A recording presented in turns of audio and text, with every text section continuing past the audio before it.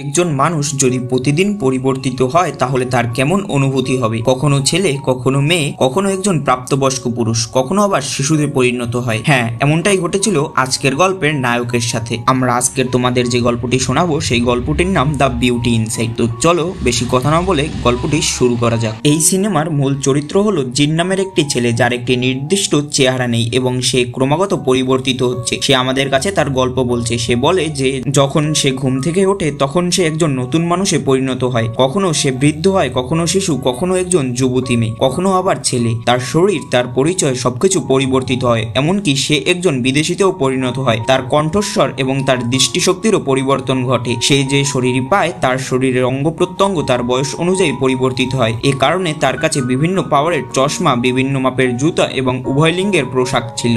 এরপর সে জানায় যে ফার্নিচারের ডিজাইন করা তার পেশা। সে প্রথমে নিজের হাতে ফার্নিচার ডিজাইন করে এবং তারপরে নিজেই তা তৈরি করে। সে তার এই পরিস্থিতির সাথে অভ্যস্ত হয়ে গিয়েছে, কারণ সে জানতো না কিভাবে স্বাভাবিক অবস্থায় ফিরে আসতে হয়। সে তার সমস্ত কাজ ইন্টারনেটে করত, কারণ ইন্টারনেটে সরাসরি উপস্থিত থাকার প্রয়োজন ছিল না। তার এই গোপন রহস্যের কথা কেবল দুজন মানুষ জানতো, একজন তার মা আর একজন তার বন্ধু সাং। এরপর আমাদের সাংকে দেখানো হয় যে জিন এর সাথে ফার্নিচারের কাজ করত। প্রকৃতপক্ষে ফার্নিচার ডিজাইন ছাড়া অন্য সব কিছুতে সে একজন কাস্টমার ডিলার হিসাবে কাজ করত। একদিন সাং জিন এর বাড়িতে এসে তাকে বলে যে আজ তুমি খুব সুদর্শন হয়েছো, চলো বাইরে ঘুরতে যাই। তারা দুজনে একটি ক্লাবে যায় এবং অনেক উপভোগ করে। জিন একটি মেয়ের সাথে ঘুমায় এবং যখন সে ঘুম থেকে ওঠে তখন সে দেখে যে সে একজন বৃদ্ধ পুরুষে পরিণত হয়েছে। সে তার ল্যাপটপে তার সমস্ত চেহারার ভিডিও ধারণ করে রেখেছে। সে বলে যে যখন সে বিদেশি হয় তখন সে তার জাতীয় ভাষায় কথা বলতে পারে না, বরং সে যে বিদেশিই হোক না কেন তার নিজস্ব ভাষা যেমন চাইনিজ বা জাপানিজে কথা বলা লাগে তার, অথচ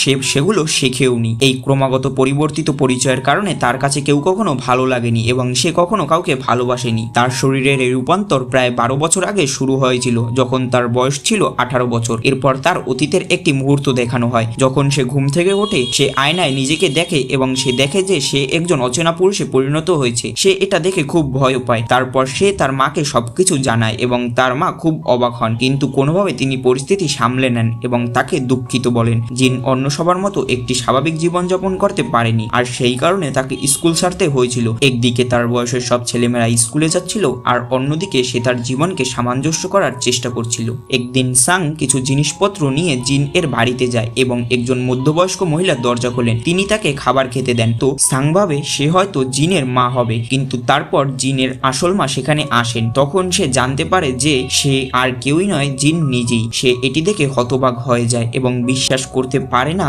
যে এখন কি ঘটছে। বাস্তবতা জানার জন্য সে এই মহিলাকে জিন সম্পর্কে কিছু প্রশ্ন করে, এমন প্রশ্ন করে যা কেবল জিনই জানতো। এর উত্তরে মহিলা সমস্ত প্রশ্নের সঠিক উত্তর দেয়। সাং এটি দেখে হতবাক হয়ে যায় এবং তাকে দেখে হাসতে শুরু করে। এই ঘটনার পর সাং প্রতিদিন তার বাড়িতে আসতো এবং সে একজন নতুন মানুষে পরিণত হতো। তারা দুজনে কথা বলতো এবং সবসময় হাসতো। একদিন জিন একটি মেয়েতে পরিণত হয়। তারা দুজনে একসাথে ক্লাবে যায়। সে তাকে বলে যে আমরা 15 বছর ধরে বন্ধু এবং তুমি একজন ছেলে ছিলে যে আজ একটি মেয়ে, তাহলে তুমি কি একটি মেয়ের শরীরে আমার কাছাকাছি থাকতে পারবে? এটা শুনে জিন সম্পূর্ণ ভিন্ন একটি উত্তর দেয়। সে বলে নিজেকে নিয়ন্ত্রণ করতে শেখো। পরের দিন তারা আবার দেখা করে এবং জিন একজন ছেলে। সান তাকে দেখে বলে যে কোম্পানিতে সে কাজ করে তার মালিক জিন এর ডিজাইন চুরি করছে। তার মাথায় একটি বুদ্ধি আসে। সে ভাবে যে এটা ব্যবহার করে সে নিজেই একটি কোম্পানি শুরু করবে এবং তার নাম দেবে ALX। একই সাথে তারা ভাবে যে জিন ডিজাইন করবে এবং সে ফার্নিচার বিক্রির জন্য লোক ভাড়া করবে। প্রথমে জিন কেবল একজন ফার্নিচার নির্মাতা ছিল, তারপর সে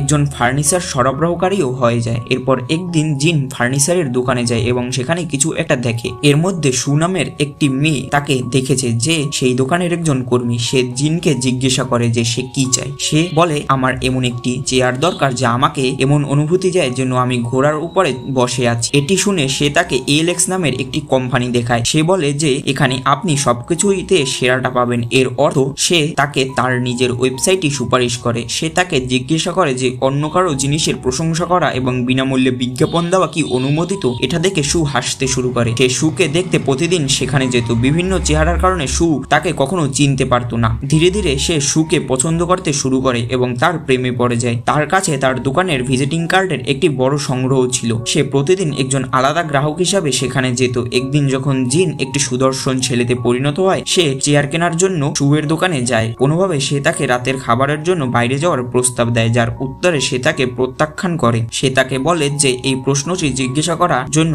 আমি অনেক অনুশীলন করেছি। তার আন্তরিক স্বভাব থেকে সে রাজি হয়ে যায়। সে আবার কিনে তাকে তার ফার্নিচার তৈরির জায়গায় নিয়ে যায়, সেখানে সে যেতে অস্বীকার করে। এর উপর জিন তাকে তার সচিবের নাম্বার দেয় এবং বলে আমি ভুল মানুষ নই, কিন্তু যদি আপনি এখনো কিছু ভুল খুঁজে পান তাহলে আপনি এ ব্যাপারে অভিযোগ করতে পারেন। তারপর তারা দুজনে সেখানে যায় এবং যাওয়ার পর সে বুঝতে পারে যে এটি এলএক্স ফ্যাক্টরি, কারণ সেখানকার লোকেরা এলএক্স ফার্নিচার ভালোবাসতো। তারা দুজন রাতের খাবার খায় এবং তারপর সে তাকে তার বাড়িতে পৌঁছে দেয়। তারপর তারা পরের দিন আবার দেখা করার পরিকল্পনা করে, কিন্তু এখানে একটি সমস্যা ছিল যে সে যদি ঘুমিয়ে পড়ে তাহলে সে আবার পরিবর্তিত হয়ে যাবে। এটা দেখে সে প্রতি ঘন্টায় একটি অ্যালার্ম সেট করে যাতে সে ঘুমিয়ে না পড়ে। একই সাথে সে নিজেকে ব্যস্ত রাখারও চেষ্টা করে যাতে তার সময় কেটে যায়। পরের দিন তারা দুজনে আবার দেখা করে এবং অনেক মজা করে। সু তাকে এলেক্সে তার কাজ সম্পর্কে জিজ্ঞাসা করে। সে বলে যে আমি একজন ফার্নিচার ডিজাইনার। সাং ও সেখানে আসে এবং তারা দুজনে তাকে দেখে লুকিয়ে পড়ে। এরপর সু এবং সাং বাড়িতে যায় আর জিন সেখানে বসে কাজ করতে শুরু করে এবং নিজেকে জাগিয়ে রাখার চেষ্টা করে। পরের দিন তারা আবার দেখা করে। তখন আমরা দেখতে পাই যে জিন অনেকদিন ধরে ঘুমাতে পারেনি। পরের রাতে সে যখন তাকে পৌঁছে দিতে যাচ্ছিল তখন বাসে ঘুমের কারণে সে ঘুমিয়ে পড়ে। যখন বাস স্টেশনে থামে সে ঘুম থেকে ওঠে এবং দেখে যে সে একজন মধ্যবয়স্ক পুরুষে পরিণত হয়েছে।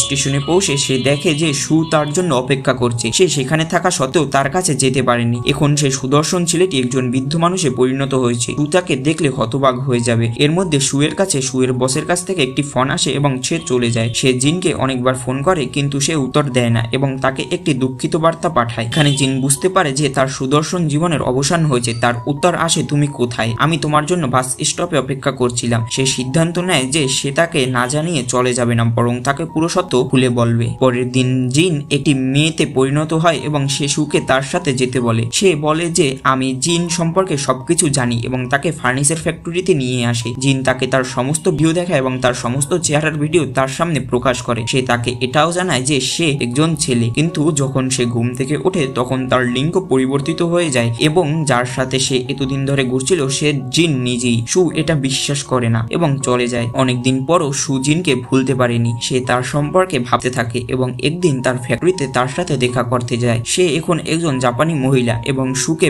ভিতরে আসতে বলে। সে তাকে জিজ্ঞাসা করে তুমি কি সত্যি আমার জন্য অনুভূতি রাখো? যদি তাই হয় তাহলে তোমাকে আমার অনুরোধে রাজি হতে হবে যে আমি তোমার সাথে ঘুমাতে চাই এবং তোমাকে নিজের চোখে পরিবর্তন হতে দেখতে চাই। সে তাকে ঘুমানোর সময় জিজ্ঞাসা করে যে এটা কতদিন ধরে চলছে। তখন সে তাকে পুরো গল্প খুলে বলে। এর মধ্যে সু তার আসল বয়স জানতে পারে, যা ছিল 29 বছর এবং তার বয়স ছিল 29 বছর। সে তাকে জিজ্ঞাসা করে তুমি কেন আমাকে বেছে নিয়েছো? জিন তাকে বলে যে আমি আমার পরিস্থিতি মেনে নিয়েছিলাম এবং এতে অভ্যস্ত হয়ে গিয়েছিলাম, কিন্তু তোমাকে দেখার পর আমি নিজেকে নিয়ন্ত্রণ করতে পারিনি। তারপর তারা দুজনেই ঘুমিয়ে পড়ে। পরের দিন সকালে যখন সুয়ের ঘুম থেকে ওঠে জিন সেখানে আসে এবং এখন সে একজন সুদর্শন ছেলে, যার মানে সে পরিবর্তিত হয়েছে। সে খুশি যে সবকিছু জানার পরেও সে তার সাথে আছে। এরপর তারা সবসময় একসাথে সময় কাটাতে থাকে এবং একসাথে থাকতো। তারা দুজনেই একটি সুখী জীবনযাপন করছিল। পরের দিন সে জিনকে চিনতে পারার জন্য তার গলায় একটি ট্যাটু করে দেয়। একদিন জিনকে সুয়ের সাথে একটি পার্টিতে যেতে হয়েছিল, কিন্তু তখন সে একজন বৃদ্ধ মহিলাতে পরিণত হয়। সে ঘুমানোর জন্য অনেক চেষ্টা করে কিন্তু ঘুমাতে পারে না। পার্টির সবাই তাদের সঙ্গীদের সাথে এসেছিল কিন্তু সু ছিল একা। সবাই সু এর সঙ্গীকে দেখতে চেয়েছিল এবং তাকে জিজ্ঞাসা করছিল যে সে কোথায়, কারণ সবাই সুকে ভিন্ন ভিন্ন মানুষের সাথে দেখেছিল। ঠিক তখনই পার্টির একজন লোক সু এর হাত সেইভাবে ধরে যেভাবে জিন তাকে বলেছিল যে সে তাকে চিনতে পারবে। পার্টির সবাই তাকে দেখে অবাক হয়ে যায়, বিশেষ করে সু এর বস। পরের দিন সে একটি মেয়েতে পরিণত হয় এবং সুকে তার মায়ের সাথে দেখা করতে নিয়ে আসে। তার মা তাকে ধন্যবাদ জানায় যে সে তার ছেলের সাথে আছে। সকালে সে নিজেকে জিজ্ঞাসা করে যে সু কি বিয়েতে রাজি হবে এবং আমায় কি তাকে বিয়ের প্রস্তাব দেওয়া উচিত, এবং সে তার বিয়ের আংটিটি তৈরি করতে অনেক দিন কাটায়। পরের দিন সু একজন ডাক্তারের সাথে কথা বলছে এবং সে তাকে তার অবস্থা এবং জিন এর রূপান্তর সম্পর্কে জানায়। ডাক্তার সুকে টেনশন এবং ডিপ্রেশনের ওষুধ নেওয়ার পরামর্শ দেন। সে এখন একজন সুদর্শন ছেলে এবং সে বলে আমি তোমার সাথে কাটানো প্রতিটি মুহূর্ত পছন্দ করি এবং মন বলে যে এই সময়টা যেন কেটে না যায়, সবসময় এমন থাকে এবং আমি চাই তুমি আমার মতো হও, একজন স্বাভাবিক মানুষ। সে তাকে জিজ্ঞাসা করে যে সে তাকে বিয়ে করবে কিনা, যার উত্তরে সে কোনো উত্তর দেয় না। তারপর সে তাকে বাড়িতে পৌঁছে দিতে যাচ্ছিল, তাই পথে সে আবার জিজ্ঞাসা করে তুমি কি আমাকে বিয়ে করবে? সু তাকে গাড়ি থামাতে বলে।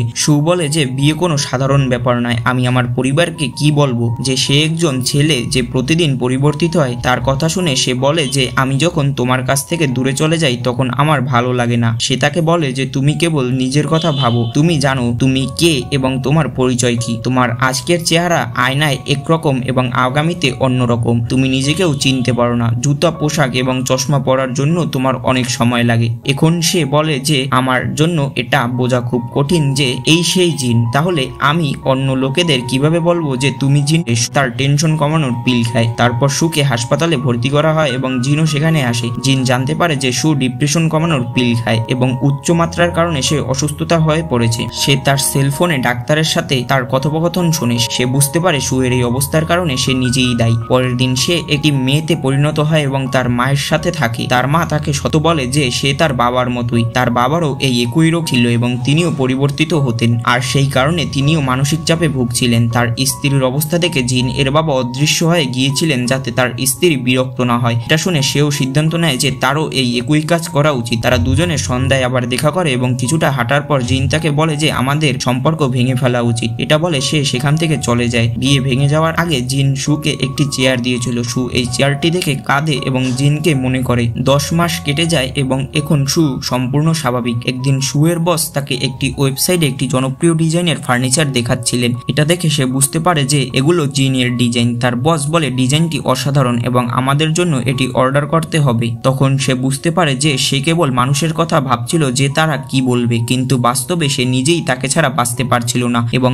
এর সাথে সে তাকে খোঁজার সিদ্ধান্ত নেয়। এরপর জিনকে চেক রিপাবলিকের একজন ডিজাইনার হিসেবে দেখানো হয় এবং সে সেই জায়গার একজন মানুষ ছিল এবং সে সেখানে তাদের ভাষায় কথা বলছিল। অন্যদিকে জিন এর না জানার পর সে সেখানে যায়, কিন্তু জিন তাকে বলে যে জিন নামের কোনো ছেলে নেই। সে তাকে বলে যে আমি কোরিয়ার একটা স্টুডিও থেকে এসেছি যা একটি বিশাল ফার্নিচার মার্কেট, এবং সে তাকে ভিতরে যেতে দেওয়ার জন্য অনুরোধ করে। সে ভিতরে যাওয়ার সাথে সাথে সে আলাদা জুতা, পোশাক এবং ফার্নিচার দেখে যা জিন দ্বারা তৈরি করার মতোই ছিল। আমার কোম্পানি আপনার ডিজাইন ভালোবাসে, তাই আমি আপনাকে দেখতে চেয়েছিলাম, সে বলে। যার উত্তরে সে বলে থামো জিন, আমি সম্পূর্ণ পরিবর্তিত হয়ে গেছি, আমি তোমার সাথে থাকতে চাই। জিন তাকে বলে যে তুমি আবার অসুস্থ হয়ে যাবে, রোগের চেয়েও আমি যে জীবনযাপন করছি তা আরো বেশি ভয়াবহ, সে বলে। সে জিনের কাছে ক্ষমা চায় এবং তারা দুজনে একসাথে হাঁটতে যায়। সে তাকে বলে যে একদিন সে তাকে পরিবর্তিত হতে দেখেছিল যা তাকে খুব ভয় পাইয়ে দিয়েছিল। সে জিনকে বোঝানোর জন্য যা যা করতে পারতো সব চেষ্টা করেছিল, কিন্তু সে পারেনি এবং সে বলে যে আমি মনে করি